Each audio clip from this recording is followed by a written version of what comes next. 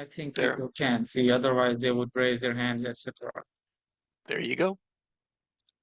Okay, I Yeah. think we should start. We are short of time today. So, today's topic of discussion is infectious diseases part 3, understanding the transmission, prevention, and control of viral hepatitis.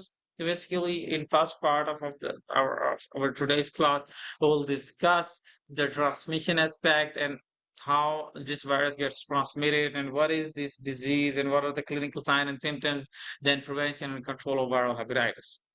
This is the same scheme that we followed with hepatitis, human immunodeficiency virus as well. So, introduction, basic definitions, types of viral hepatitis, which is very important to know. Then, etiology and epidemiology of viral hepatitis. Etiology mean causes. Epidemiology mean the spread of the disease in a whole globe. The understanding of the spread of the disease, the effectees, which kind of people are affected more and which kind of people are affected less. Then pathophysiology of viral hepatitis is basically understanding how viral hepatitis damages our hepatocytes, our liver cells. Then clinical signs and symptoms of viral hepatitis, then diagnosing a patient with viral hepatitis, then prevention strategies from getting viral hepatitis, and management of patients with viral hepatitis.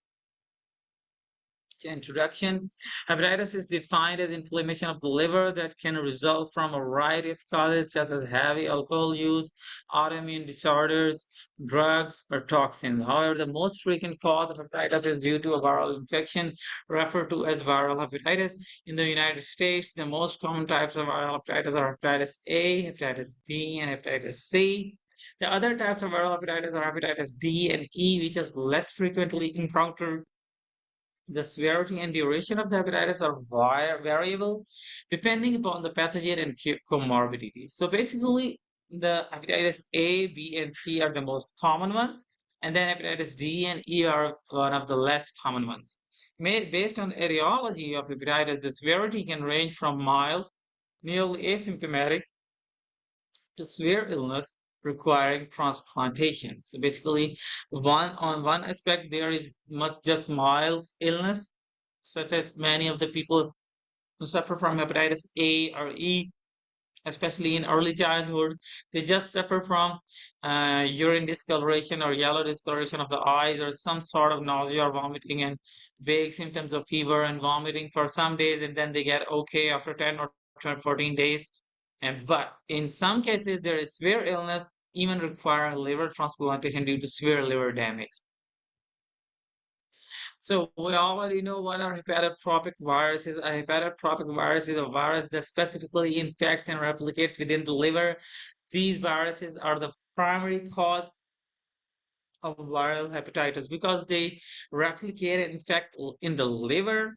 So these are called hepatotropic viruses. All of the viruses which call hepatitis, they are hepatotropic viruses. There are some other viruses which are not specifically hepatotropic. They may also cause hepatitis, but basically hepatotropic viruses almost always exclusively cause hepatitis. Hepatitis is defined as inflammation of the liver cells that can result from a variety of causes such as heavy alcohol use, autoimmune disorders, drugs, or toxins. However, the most frequent cause of hepatitis is due to a viral infection referred to as viral hepatitis. So there are other causes of hepatitis as well, such as heavy alcohol use, autoimmune disorders, some sort of sorry, some sort of drugs or toxins if you use toxins, because toxins are metabolized in the liver. So all of these things do cause hepatitis, but most common cause of hepatitis is due to a viral infection referred to as viral hepatitis. So we have shown here in a diagram in which a hepatitis B virus is shown. It has an envelope of lipid bilayer, and it has a core. It has a surface antigen shown here with green colored circular uh, surface, and it is called HBs antigen or hepatitis B surface antigen. And then there is uh, inside antigen called HBC antigen, and then there is a core, and inside the core there is a double-stranded DNA, and there is an enzyme called DNA polymerase. So this is the an example of a hepatotropic virus called hepatitis B virus, which is a DNA virus. So we already know what are lymphocytes. Just for recall purposes, I have added its definition here. So T lymphocyte, also known as T cells, are a type of white blood cell that plays a crucial role in the immune system. They are responsible for cell-mediated immunity, directly attacking or destroying infected cancerous cells, and also help regulate the overall immune response. What is fecal-oral route? Fecal-oral route, we will keep on discussing fecal-oral route, fecal-oral route, so I had to add this definition here.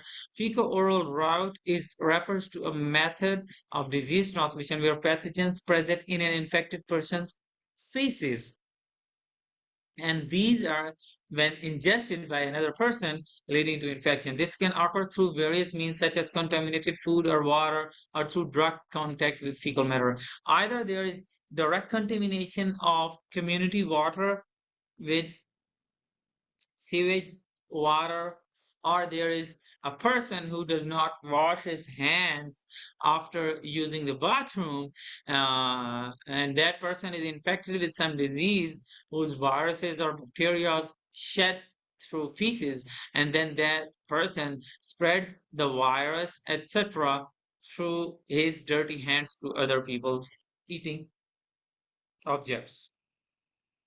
So, understanding the viral hepatitis. In this section, we will discuss Adipani. In this section, we will discuss all the brief clinical details regarding the basic understanding of viral hepatitis. So, see, these are the five common causes of viral hepatitis: hepatitis A virus, hepatitis B virus, hepatitis C virus, hepatitis D, and hepatitis E. We also use short terminology such as HAV, HBV, HCV, HDV, and HEV. And the common symptoms are here: fever and headache, malaise, jaundice, some sort of vomiting or diarrhea, etc. is common with these viruses. But in the illnesses with hepatitis A and E are less riskier, but hepatitis E mostly causes hepatitis in pregnant women, and hepatitis D is basically it does not causes infection in a healthy individual, but hepatitis D causes infection only when a person is infected already with hepatitis B. So incubation period. The incubation period of hepatitis A is 2 to 6 weeks, and hepatitis B is basically 3 to 26 weeks, and 2 to 33 weeks is for hepatitis C. Hepatitis D is also has prolonged incubation period of 6 to 26 weeks. So basically, incubation period is the time when you get infected with the virus, but the virus keeps on replicating without causing any symptom. So you may get contact with the virus 3 or 4 weeks prior to start having symptoms.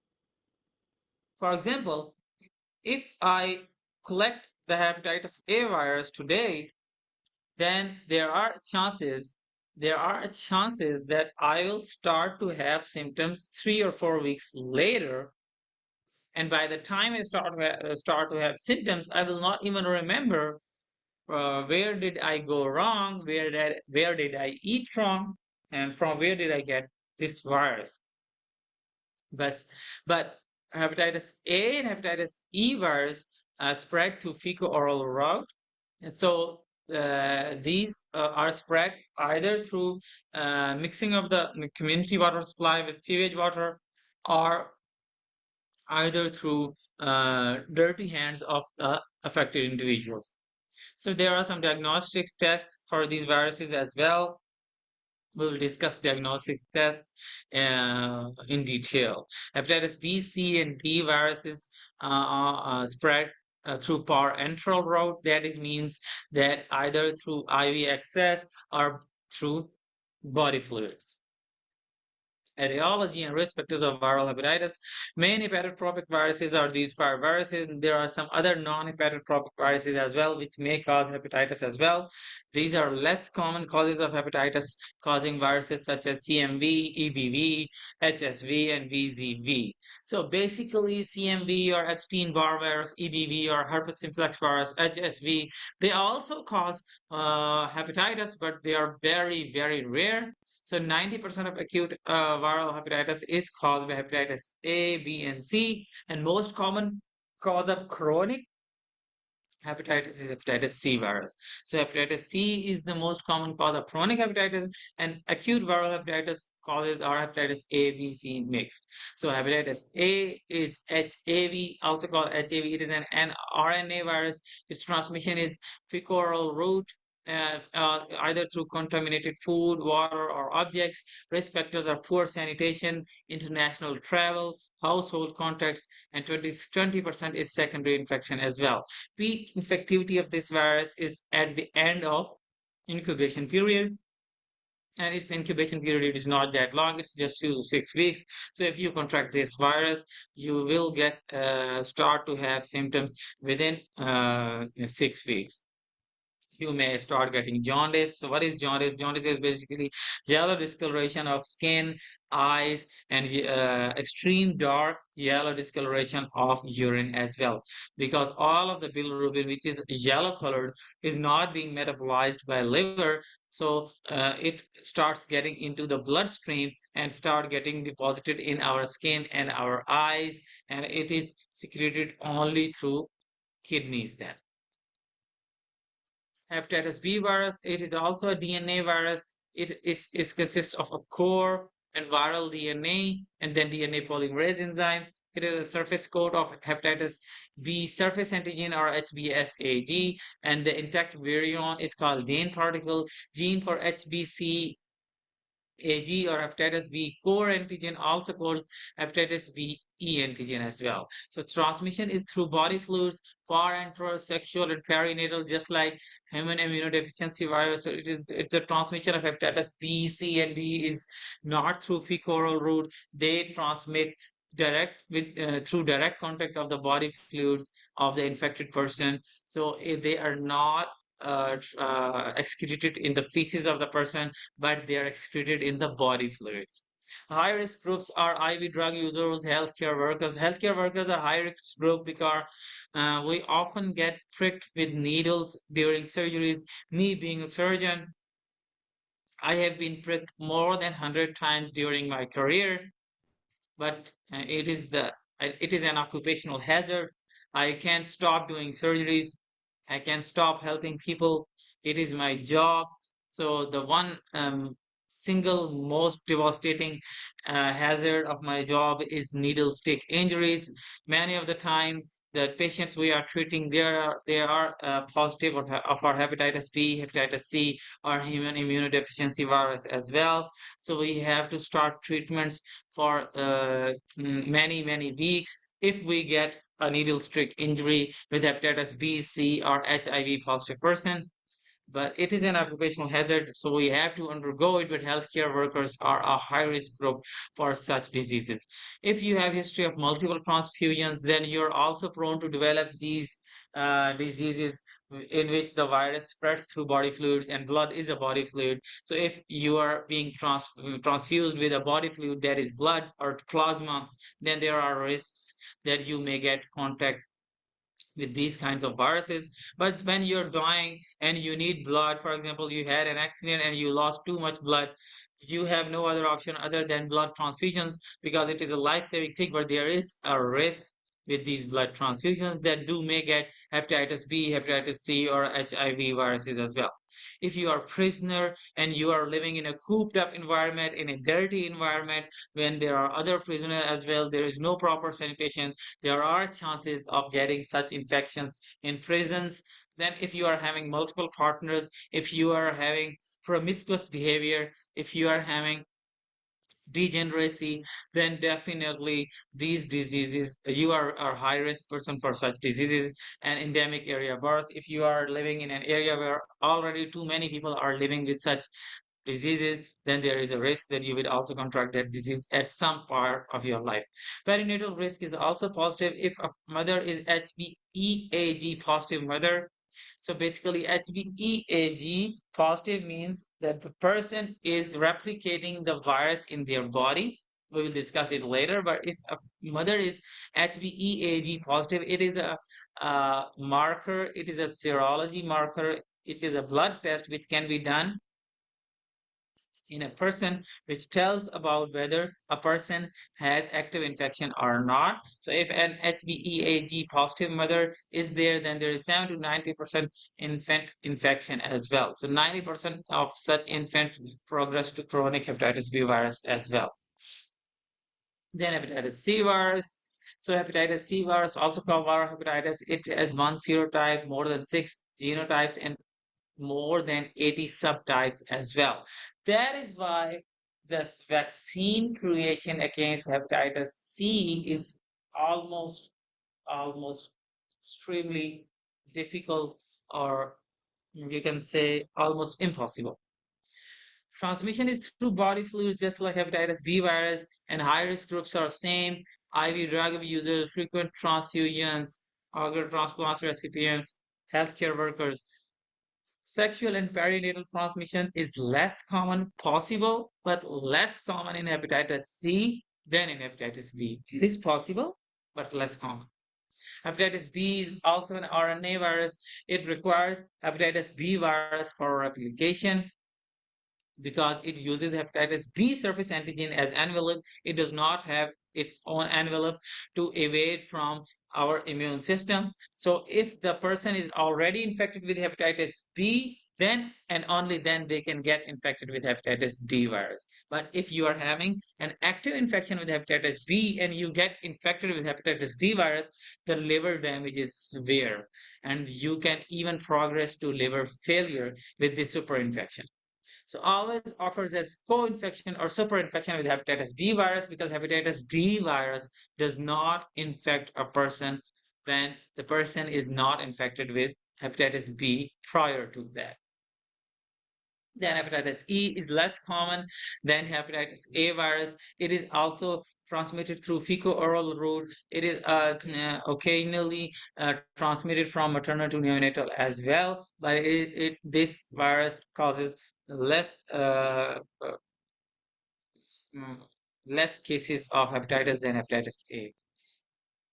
Epidemiology of viral hepatitis remains a major public health burden, causing millions of new infections and up to 1.4 million deaths annually. Chronic hepatitis B and hepatitis C virus account for majority of morbidity and mortality, leading to cirrhosis, hepatocellular carcinoma, and portal hypertension.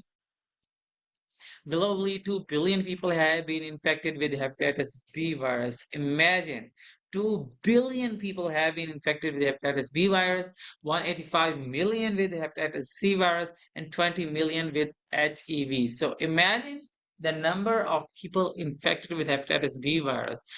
Out of 8 billion, 2 billion people are infected with hepatitis B virus. The World Health Organization estimates that 1 in 4, yeah, it is 1 in 4, 1 in 4 individuals worldwide has been infected with hepatitis B or hepatitis C, making viral hepatitis a leading cause of chronic liver disease.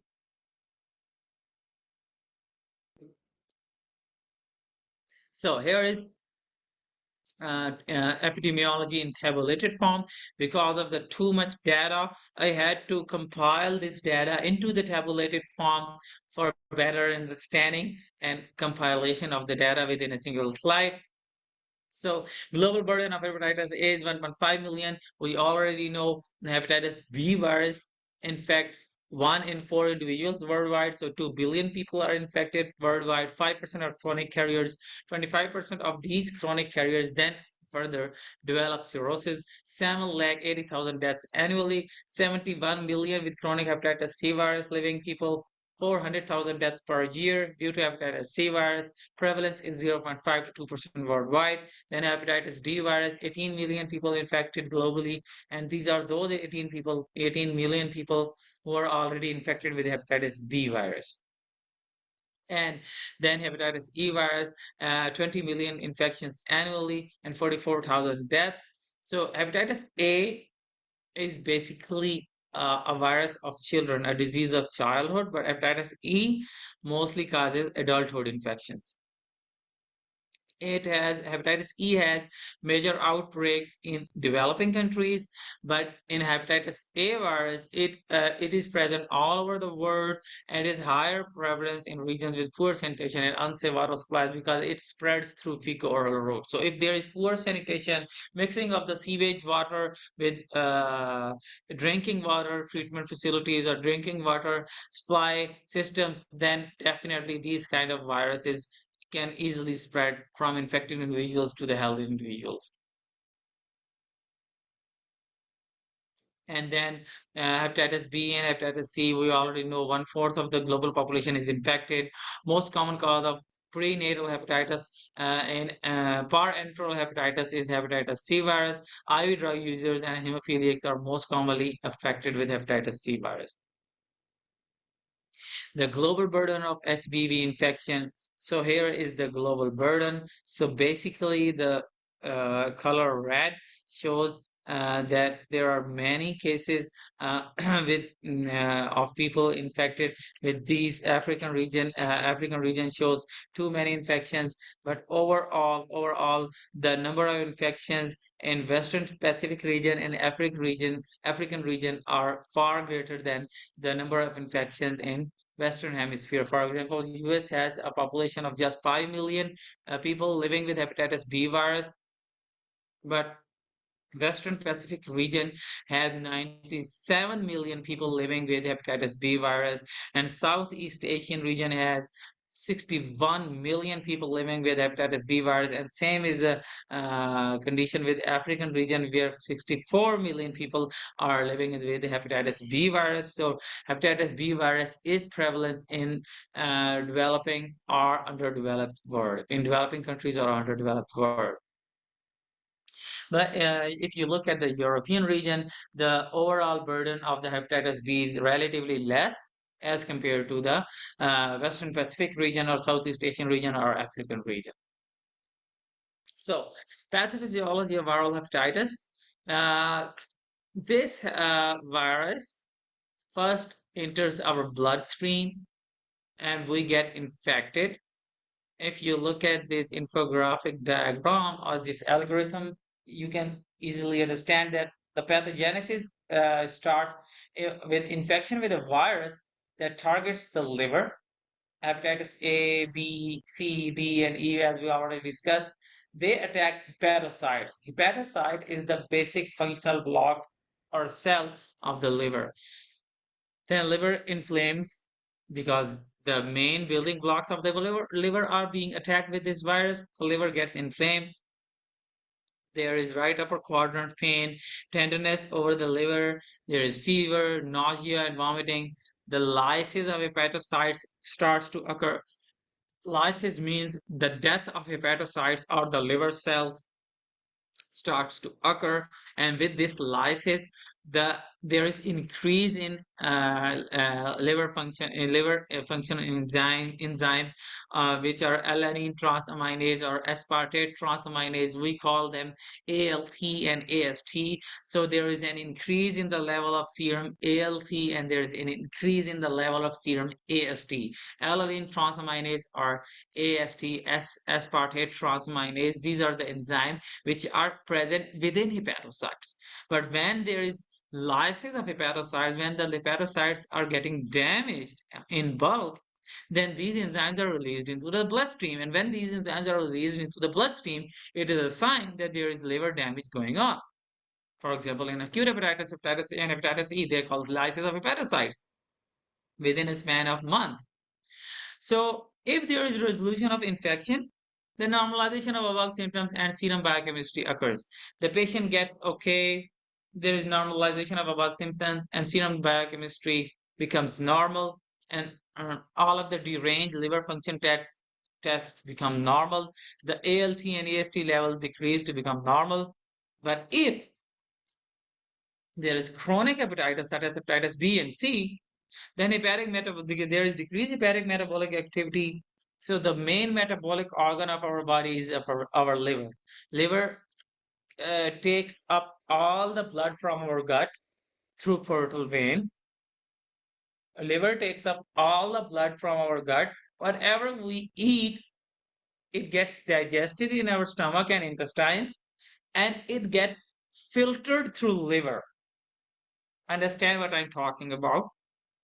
Whatever we eat, whether it is good food or bad food, it gets digested through our stomach and intestines, and when it enters bloodstream, it gets filtered through our liver. So our liver is the basic metabolic hub, basic filter present in the path of the blood that is coming from our digestive tract. So whatever noxious stimulus that we are eating, whatever bad food we are eating, our liver gets hit first. The first and foremost organ which gets hit with the uh, some noxious stimulus, some chemical stimulus, some a bacterium or some pathogen, that is liver. So liver is metabolic hub. It metabolizes many chemical substances which are injurious to our health. It metabolizes them and renders them inactive, and thus makes our body safe. That is a function of the liver. Liver is the main filter of our bloodstream. So whenever the liver gets damaged in chronic hepatitis due to hepatitis B and C most commonly, there's overall decreased hepatic metabolic activity, which decreases the clearance rate of noxious stimuli in our blood. There is decreased plasma protein synthesis because liver also produces too many proteins such as serum albumin, serum transferrin, etc., etc.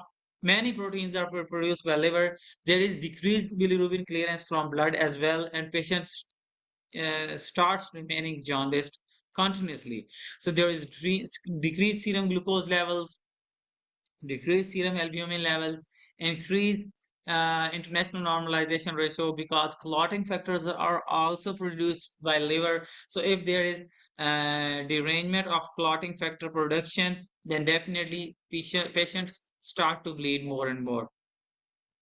There is progressive deterioration in liver function, and then finally cirrhosis occurs. Cirrhosis means fibrosis of the liver. So basically liver function has become almost equal to zero.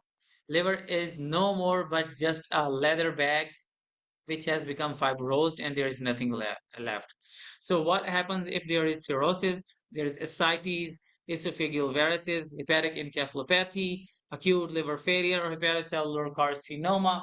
So there are many things which occur with liver cirrhosis, but liver cirrhosis is basically complete fibrosis of the liver with liver functions almost reaching zero levels. So whenever there is complete cirrhosis of the liver due to these chronic infections, then liver function becomes equal to zero.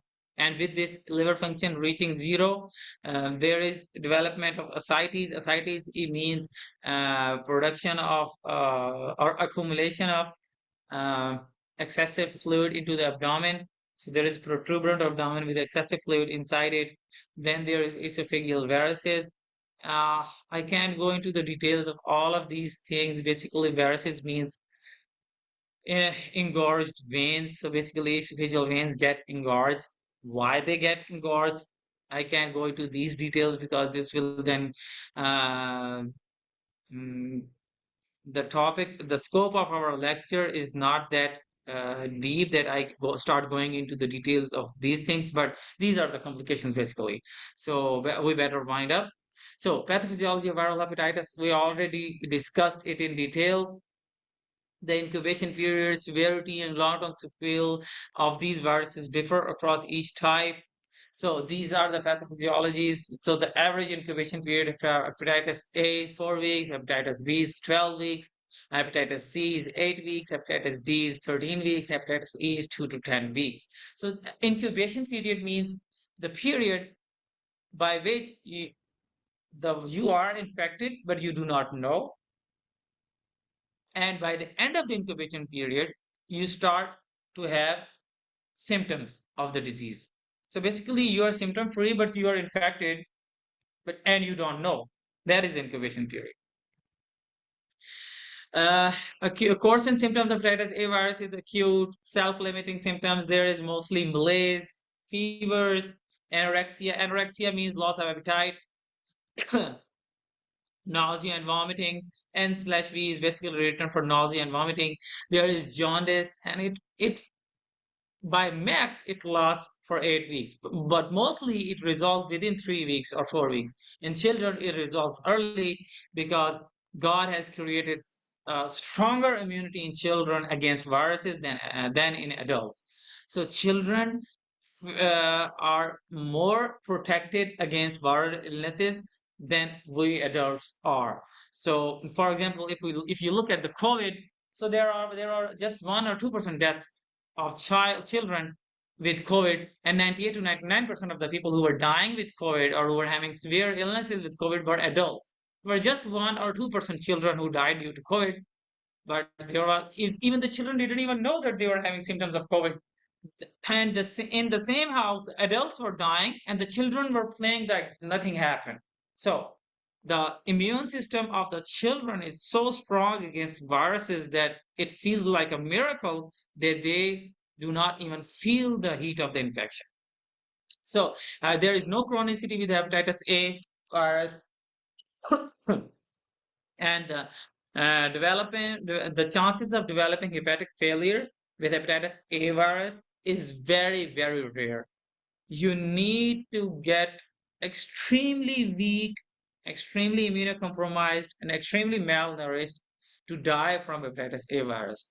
Either if you are healthy, you are not gonna die from hepatitis A virus. But hepatitis B virus, its acute illness is mild and it's self-limiting in most adults, and it's less than 1% fulminant, but chronic infection is there in 5 to 10% of the people.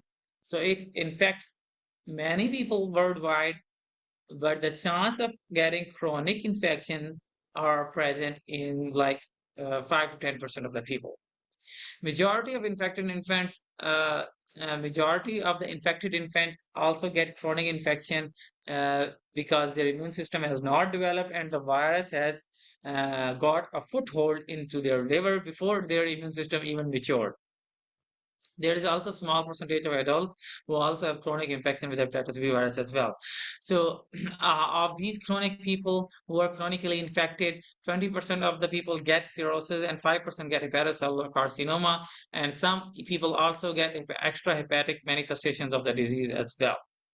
Hepatitis C virus also has an incubation period of 2 months. So acute course and symptoms is mostly asymptomatic. Patients don't even know they have hepatitis C virus infection for even years.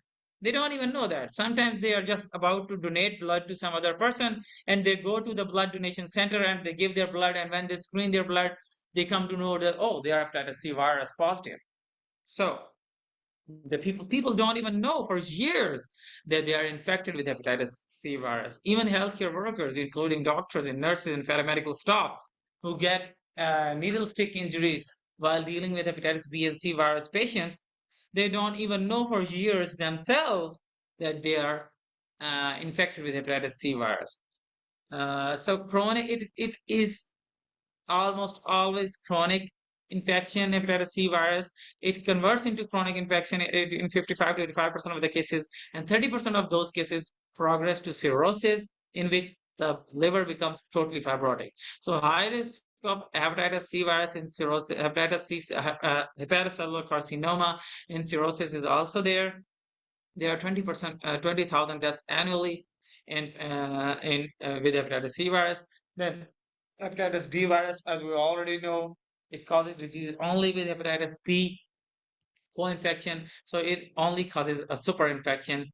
And when we are infected, when a person gets infected with hepatitis D virus as a super infection, then the symptoms of the disease uh, become more severe for the patient, and it accelerates progression to cirrhosis in hepatitis B virus positive patients. And superinfection with hepatitis B virus can also cause pulmonary hepatic failure in a person who is also infected with hepatitis B virus. So if a person is infected with hepatitis B virus, but they are still coping, and suddenly if they start having symptoms of pulmonary hepatic failure, then you do suspect that there is a super infection with hepatitis D virus, HDV. Hepatitis E virus has also an incubation period of 2 to 10 weeks, acute self-limiting disease. It is a less severe disease than HBV. There is no chronic infection. Pregnant women are the most common ones affected with hepatitis E virus. There is more than 25% mortality if a pregnant woman gets infected with hepatitis E virus. Therefore, you have to take extreme care in pregnancy, especially in developing countries, because if HEV infection occurs, there are more chances of yeah, causing hepatic failure than in otherwise healthy individuals. Clinical signs and symptoms of viral hepatitis. There are four phases of clinical course of viral hepatitis. Phase one is incubation and viral replication. So it is basically asymptomatic, but lab marks are positive, as we already know. We have already discussed what is incubation period. The patient is asymptomatic, but the virus is replicating inside their liver. The phase two is prodromal phase, in which prodrome is basically the symptoms which start appear before appearance of the full disease. So prodromal period is like uh, if you are if you know that there's a hurricane coming your way, and Miami is famous for embracing hurricanes.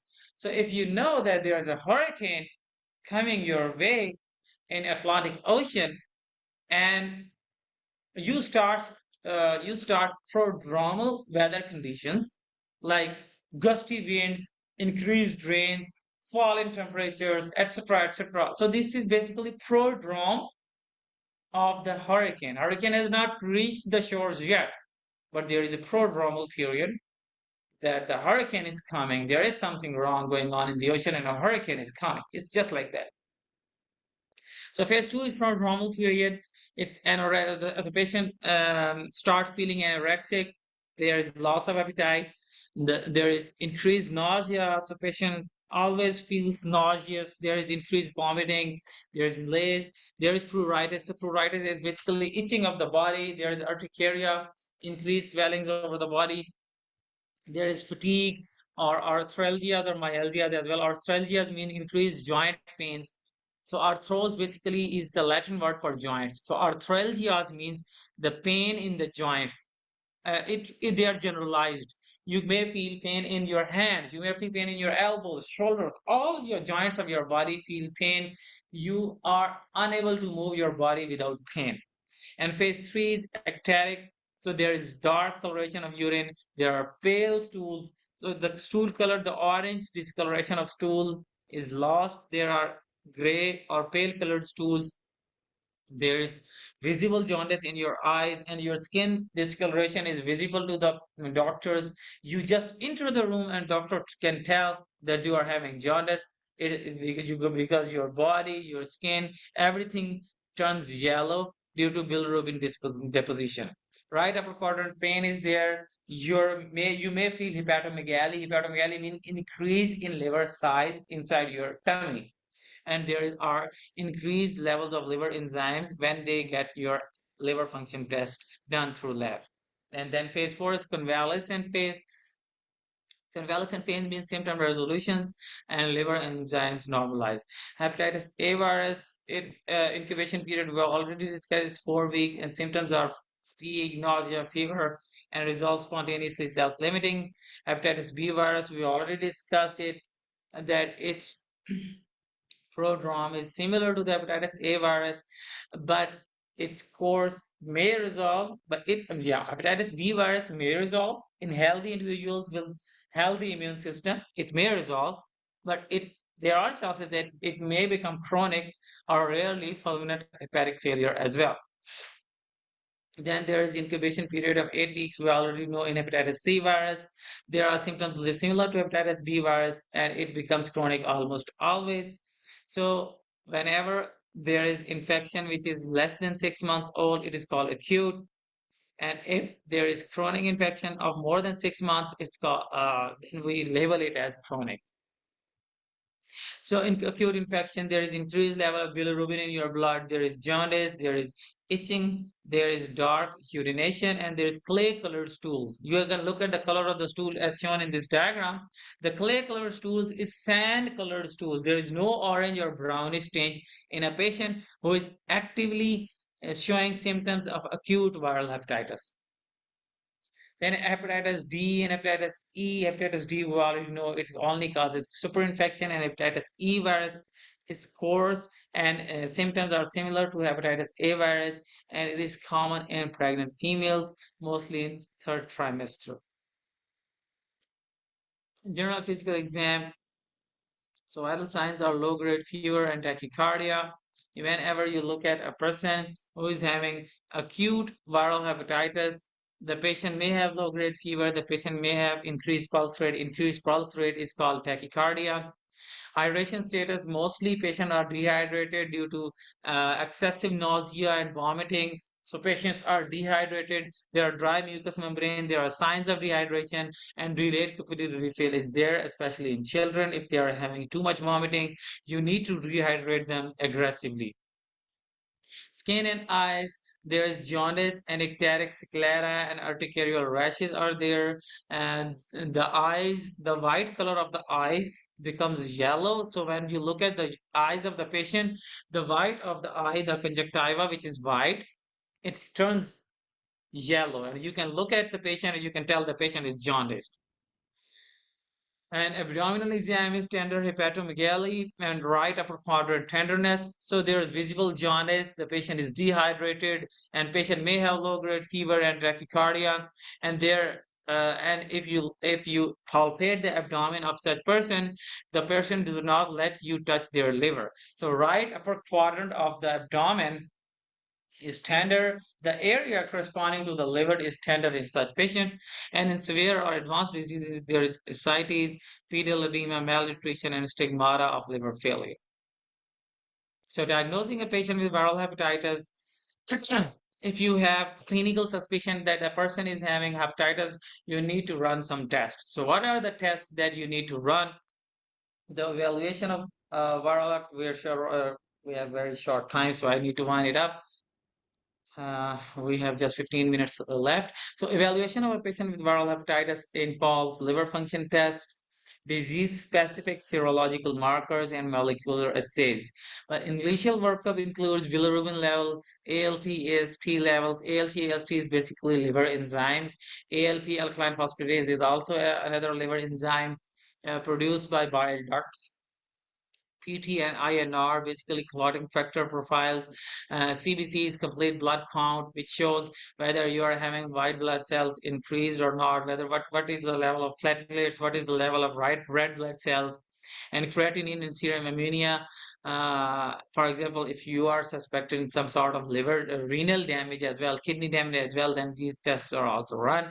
Definitive diagnosis that which kind of virus is infecting you relies on identifying virus-specific antibodies, antigen, or viral RNA or DNA in your blood, which also guides prognosis and treatment decisions.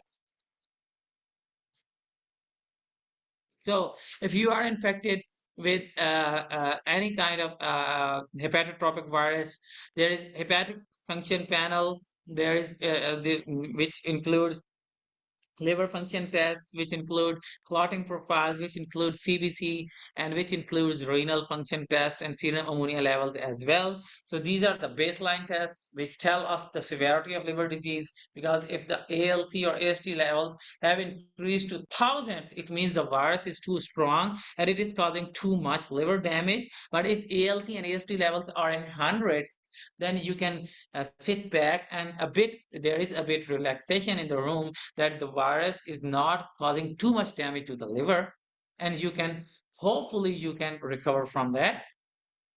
And hepatitis A virus, if you want to catch the hepatitis A virus, then there's a IgM antibodies or IgM anti-HAV antibody. IgM stands for acute infection, and IgG stands for um, chronic or after the development of immunity against any virus. So IgG develops later, IgM develops earlier. So if there is active infection going on, you better go for IgM, but IgG also appears later and persists for life. So if you are infected with hepatitis A virus once in your life, the antibody against it, that is IgG, it appears later, but it persists for life, and it indicates past infection and immunity and not useful for diagnosing acute infection. So if you want to diagnose acute infection, you have to run tests which include IgM anti-HAV antibody testing. So it is a serological marker.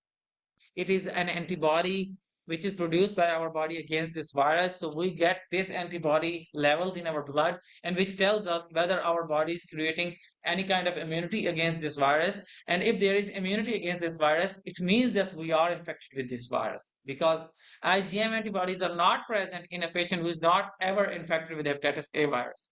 You need to get infected with hepatitis A virus in order to produce these antibodies against this virus. So if IgM is positive in your blood, it means you are infected with hepatitis A virus. If I am not infected with hepatitis A virus, then there is no chance that I am producing an antibody against a threat which is not even present in my blood. So with this technique, we indirectly detect which virus is affecting your liver. Hepatitis B virus has a very chaotic type of diagnostic testing. Hepatitis B surface antigen is the first marker, and it indicates viremia, that there is virus in your blood, either acute or chronic. And we also test uh, uh, uh, antibodies against viral core, and it is called IgM anti-HBC and IgG anti-HBC. So if there is antibody against viral core, then it confirms acute HBV infection. So if there is acute IgM anti-HBC, then it confirms acute HBV infection. And HBeAg is present in early infection, and anti-HBe appears after HBeAg clearance, and it persists. So if there is persistence of HBeAg and there is no production of anti-HBe, then the patient has developed a chronic infection and your immune system has failed. I think this concept is a bit difficult for you to understand, but we will just leave it here.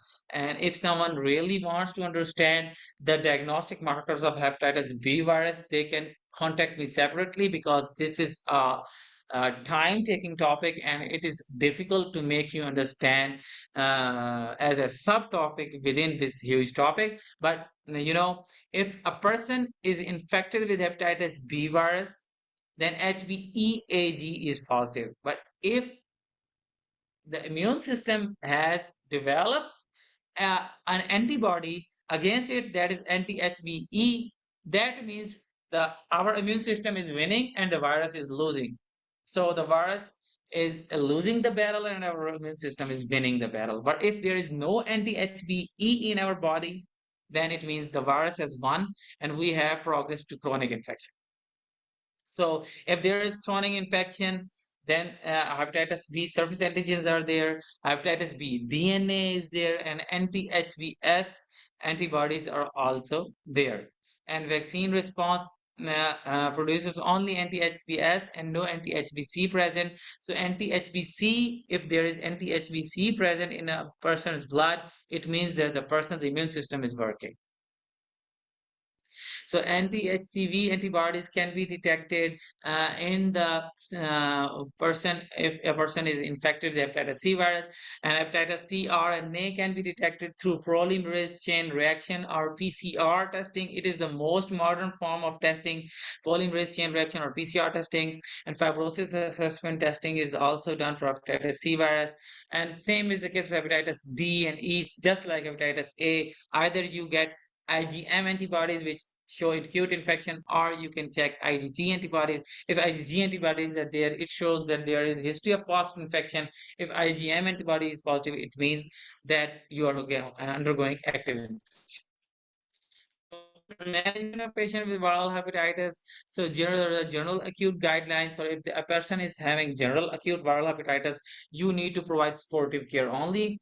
Outpatient in most cases, there are less chances that patient needs admission. You can treat them with outpatient relevant frequent OPD visits as well.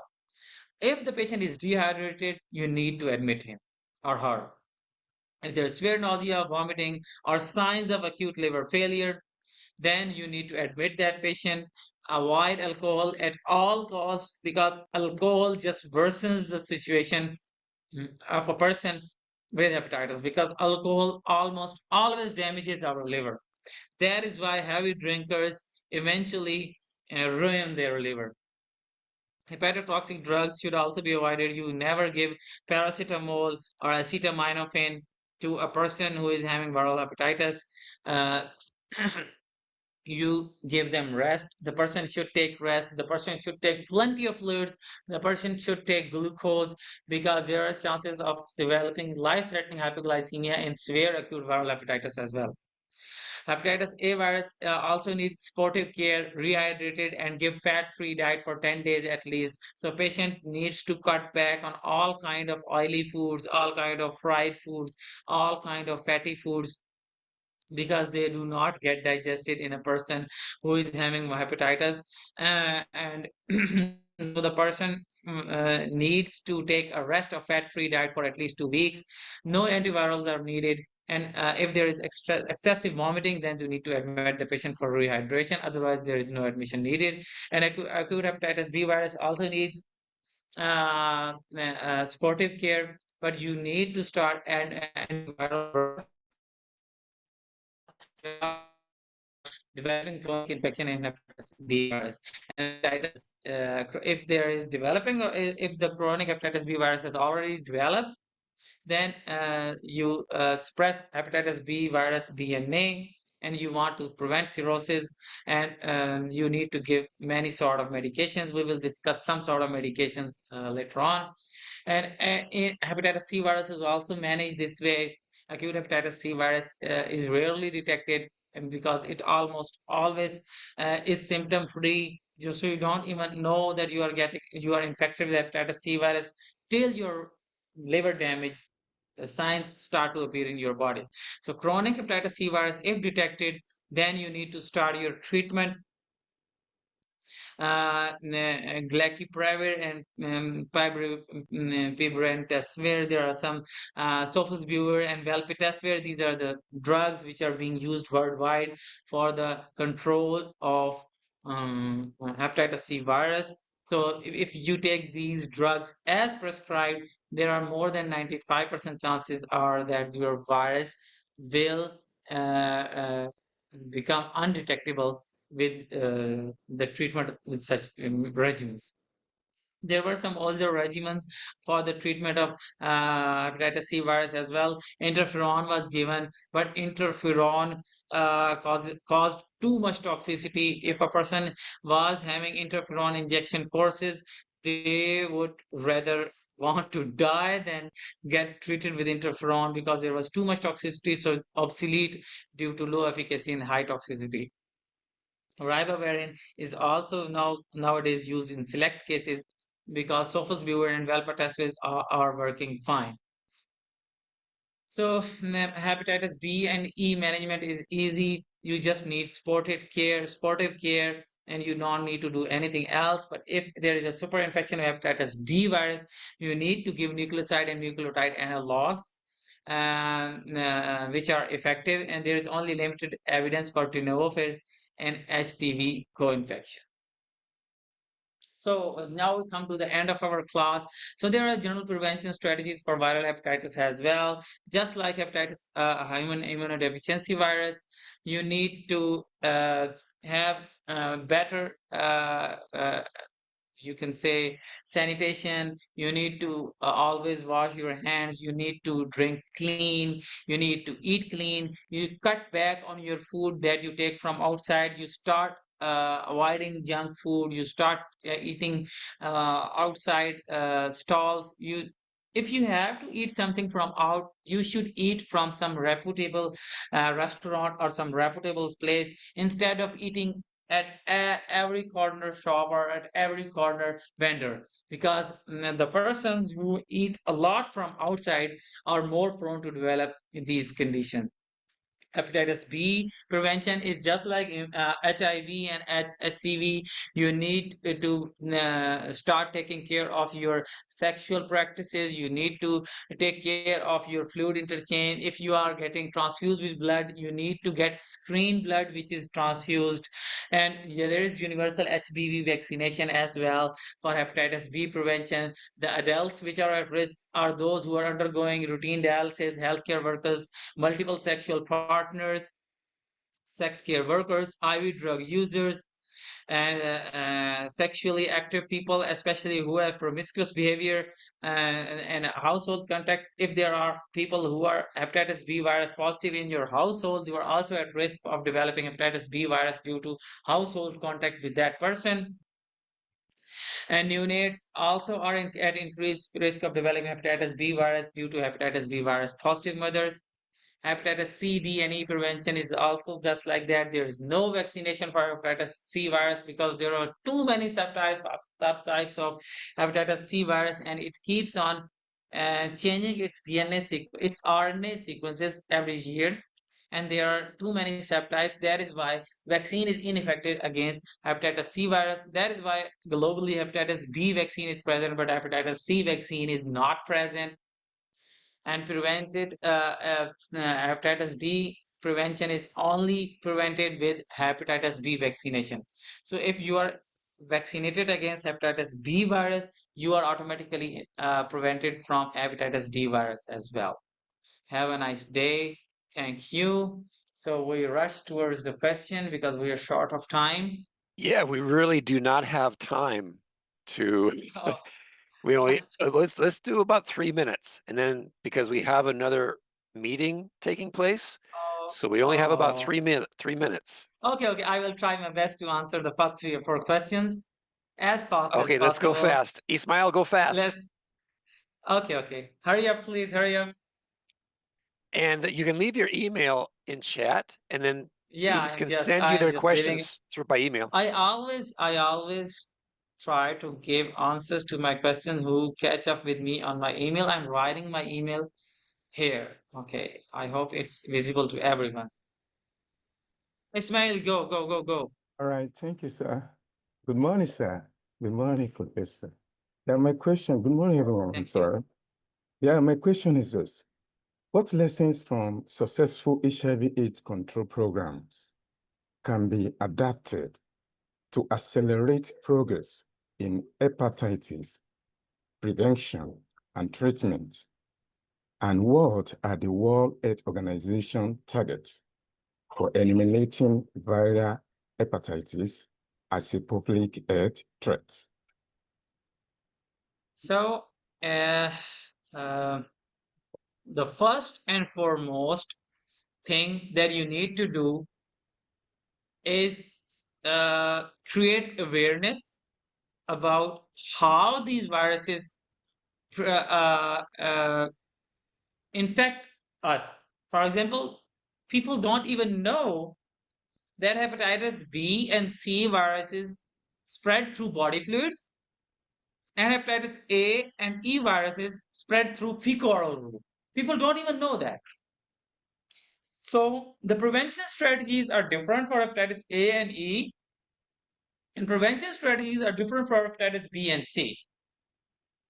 So hepatitis B, C, and D, basically they can be prevented just like HIV is prevented. Just like human immunodeficiency virus prevention guidelines are there, so they can be prevented just like that. You stop using IV drug abuse. You stop. You do not become an IV drug abuser. You do not share your needles with everyone. You do not get transfused with a blood products which are not screened properly. So screening tests are there. Screening tests are there, uh, are being used all around the world these days. in order to minimize the risk. So whenever in all of the modern blood banks, even in developing countries, the blood banks are screening the blood products of any individual who is transfusing, who is donating blood. So if I'm going to some blood bank and I want to donate my blood to some of my relative, for example, he had some trauma, he had some emergency surgery and lost too much of blood, and I want to donate my blood to my blood relative or some of my dear ones. They will screen my blood for hepatitis B, C, HIV, and some other diseases as well. But most commonly, hepatitis B, C, and HIV, which are the most important. They will screen my blood and then they will transfuse. So, first and foremost, the screening programs should be there in all of the blood transfusion centers. Then the secondly, most important thing is you need proper sanitation and proper system for drinking water supplies. So these are the most important things which are needed. Next question, please. We are very short of time. Thank you, sir. Thank you, sir.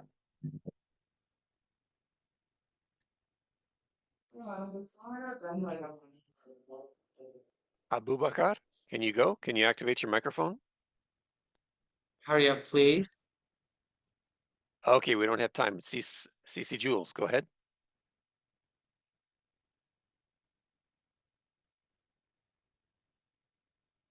Unmute your microphone, please. Thank you. Okay, You go very ahead. much. Okay. Thank you. So first of all, if you can share the presentation, because we got faster explanation from you during the presentation. Question one: what can explain the less severity of the two virus type? CC Jules, only one question because we don't have time. So only one question, okay? Okay, 'Cause we okay. have two other. We have I two other. combine. Okay. Okay, I give the essential of my question. Okay. Why the developed countries where the alcohol is more consumed have less? The developed countries like Europe and US and so on, less compare with Africa country where we go to red everywhere, and we have blue, green on the European and Asia and American. And we know Okay, that okay. I understand your question. the I alcohol understand is your question. more consumed. The alcohol is more consumed in developed countries. Okay, okay. I understand your point. But we are talking about viral hepatitis rates. We're not talking about hepatitis rates. We're talking about viral hepatitis rates. We're not talking about alcohol-induced hepatitis here. Alcohol-induced hepatitis is not an infectious illness. Yeah, but It is something else. yeah, you said It's something else. is because of the alcohol and so on, the other No. I was drinking talking and about so on. okay. You Yes, are yes. confusing two I different want to things. hear Okay, well. I will Yes, explain. yes, yes, Yeah. You're confusing two different things. When I defined what is hepatitis, yes. I told that hepatitis can be caused due to excessive alcohol use as well. And Mhm. heavy drinkers are more prone to develop chronically infected hepatitis B virus and hepatitis C virus because their livers are already damaged due to excessive alcohol use. They are more at risk. But this is an infectious disease. Alcohol is consumed and it causes alcohol induced fatty liver disease, causing hepatitis as well. That is something else. It is not an infection. If you stop taking alcohol, even after 10 years of alcohol usage, your liver will become okay. There's no infection. Your liver is Okay. damaged just because of alcohol. That is why we're not discussing alcohol related fatty liver disease or alcohol related hepatitis. That is something else. Alcohol related fatty liver disease, one of the most common cause of hepatitis or fatty liver disease or liver disease in Western world. But we're not talking Yeah. about alcohol-induced disease. We're talking about infections. If you talk about hepatitis as a whole, then Western world leads in hepatitis due to alcohol usage. But if you're talking Okay. about viral hepatitis, developing world becomes foremost. Thank you. Okay. That's right. Thank you. Next question, please.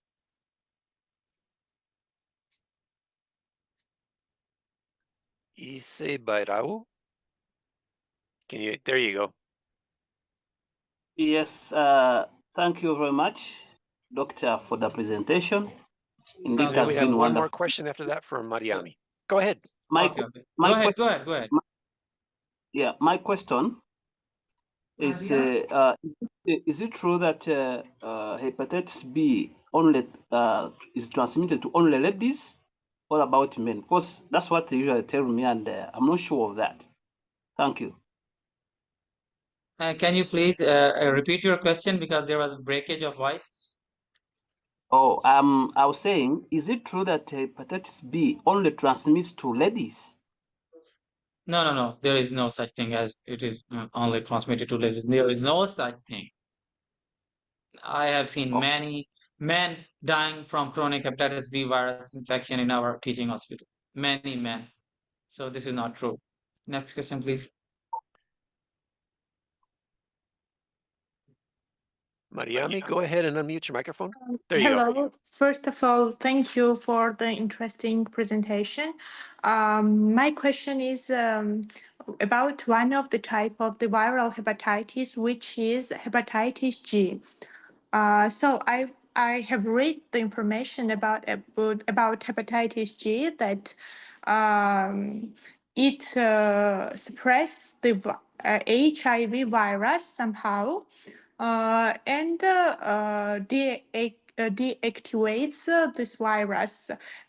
Something else about this type of hepatitis is unknown. Can you give me any information about it So and basically, how I it was okay. developed? Thank you, thank you, thank you. Sorry for cutting your voice. It's just because I have very short time and I want to answer quickly. I'm sorry for that. So basically, I did not include hepatitis G virus on purpose in my presentation because the hepatitis G virus is not well known. Very Yes. little is known about hepatitis G virus. So when you uh, start talking about very, very rare type of things, then you miss the basic need for the lecture. So basically, one of the most common causes of infections are hepatitis A, B, C, D, and E. So hepatitis G is a very rare form seen in less than 0.001% of the population, or even lesser than that, and it is very rare form and very poorly understood. So I deliberately missed that virus because it is a very, very rare and very poorly understood. So we can just name it that there is a very rare form of virus called hepatitis G virus, but including it in our this presentation would have no benefit at all. So what you have read about hepatitis G virus and that it uh, deactivate human immunodeficiency virus. Yes. I'm sorry. I beg your pardon. I haven't read about that, but I will surely look into it. And if you really want to discuss about it, I have shared my email with all of my students. And this message is for all of my students because this is my last question. If any of you are feeling aggrieved or feeling frustrated for not being able to question me directly, I have twice shared my email here just for your support so that if any of you feel frustrated that they are not able to question me, they can question me directly through my email. I will try my best to answer you people. Thank you. Thank you. Thank you so much. Bye. Doctors, is it possible for one virus to suppress another virus? I haven't ever read about it. So I'm Mr. Know It All. So if I Uh, haven't uh, read about it, Mariami, I will surely say I haven't read about it. Mariami, if you could I will send tell it, you how go I ahead. got this information. It's basically, I'm also a visited lecturer. I teach at the university epidemiology and I teach Okay. infectious diseases as well. And I got this Okay. information from the literature, basic literature that I'm teaching to my students. You can So I share was that literature interesting through about sharing you it. can So we okay, can thank you. share You can our share that knowledge with. literature with me. Yes, so that's the information that is really true because I have like a literature source, like a good evidence source for this. You can So share thank it you for through your information. It was really you can share interesting it to with my hear. email. Mariami, do you have his email? His I've email. shared it in the Okay, I will check it. I will check it. Thank I you have so shared much. it in and I have shared it in this chat. Yes. and it is for Okay. everyone. Okay. I Okay. I see will my see. mail. Thank you. Dr. Yeah. Omer 801 at Gmail. Yeah. Okay. @gmail.com. That is my official email. Every one of you can contact me if any of you feels frustrated for not being able to ask question, because basically I am available, but there is some other university lectures as well. So basically you have to take care of the time of other people as well. Mhm. Thank Really you. interesting. If you find out something about that hepatitis G suppresses HIV, we would want to know that. Yeah, you would want to know that, because then I have not you need to been develop a treatment participated. plan by getting infected with this virus just to Right. Why treat not? HIV. Yeah, I would want to read that. That is why I was talking to her that she needs to share that with me Yeah, through my email. really interesting. Okay, Okay. so Mariami, did you see his email in chat? Yeah, I see. Perfect, perfect. Okay, Okay. we have to go, And I will share everybody. my presentation. Thank you for I your will share my questions. presentation. I will share Oh, my presentation. oh yeah, okay, go ahead and share your presentation before we go. No, I will share my presentation with ma'am. So they will eventually share this with students. I will share it with Okay, ma'am Clara. perfect. Okay. All right, any last words, doctor?